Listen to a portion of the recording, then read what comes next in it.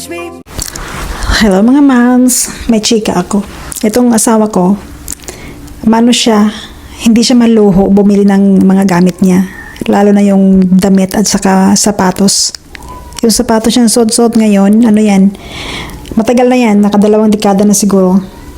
Ayaw niyang palitan kasi nga, mano pa siya, okay pa naman masyado. Saka mano din matibay yung brand, Asics.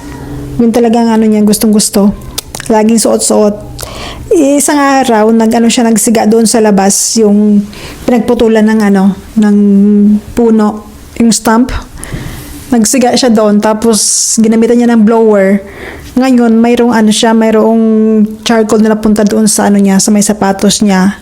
Dumikit doon hanggang sa balat niya. Nadali pati yung balat niya.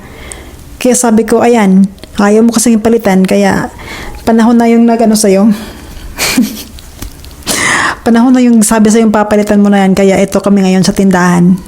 Sa Carnival Shoes, naghahanap ng ng sapatos. Nagtatawa ako. Ay, nako na itong asawa ko. Kung hindi pa ma-damage, hindi pa papalitan. Okay pa naman siya. Pero nga lang, naputol yung niya, yung sintas. Kaya sabi ko, palitan mo na yan, hindi pwedeng isusuot mo yan sa ganyan ang susuot mo sa bakasyon, sabi ko sa kanya. Kaya ayan, nasa tindahan kami ng sapatos. Ayaw pong pumayag na palitan. Sinusuot pa rin hanggang ngayon, hindi pa tinapon. Kaya dito kami naghanap. Tsaka yung nakita niya, akala ko same na brand yung bibilhin niya. Wala kasi siyang mahanap na parehong disenyo, yung parehong style ng sinusuot niya ngayon. Kaya nahirapan kaming maghanap. Kaya yung kinuha niya, na lang, yung Skechers.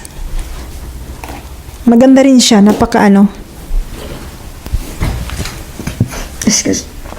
Ang gaganda ng sapatos nila dyan. As in yun, tingnan nyo, ayan, Asics. Parang ganyan yung sa akin na binili namin dati dyan.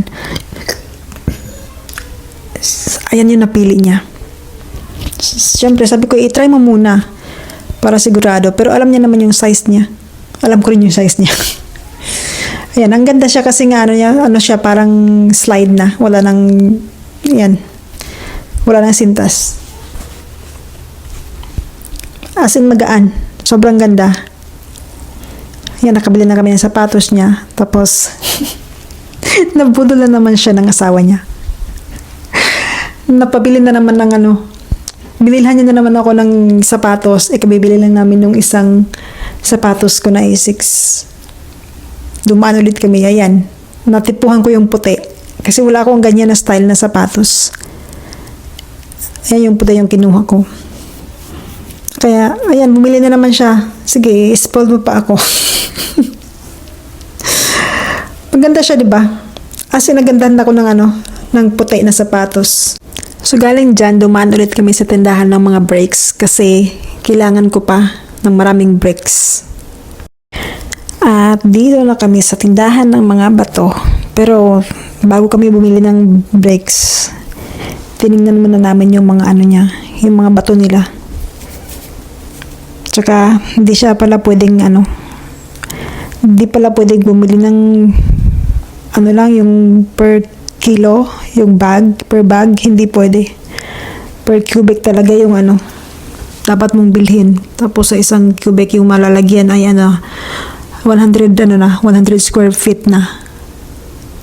Diba? Ang lawak na ng malagyan namin. Kaya hindi muna kami bumili.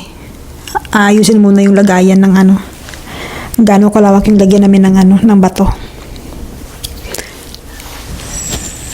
Ayan, mas mabilis yung ngayon. Bumili kami ng 50 ulit na piraso ng bricks. Pareho lang din yung style ng unang binili namin para uniform na ang lahat. Kasi nilalagyan ko siya paikot sa bahay tapos sa likod ng garahe. Itong binili namin ngayon, sa likod ng garahe ko to ilalagay. Tinanggal ko yung itim na na border doon sa may mga bato. Yung asawa ko na nagumpisang maghakot. Hindi makapag-antay.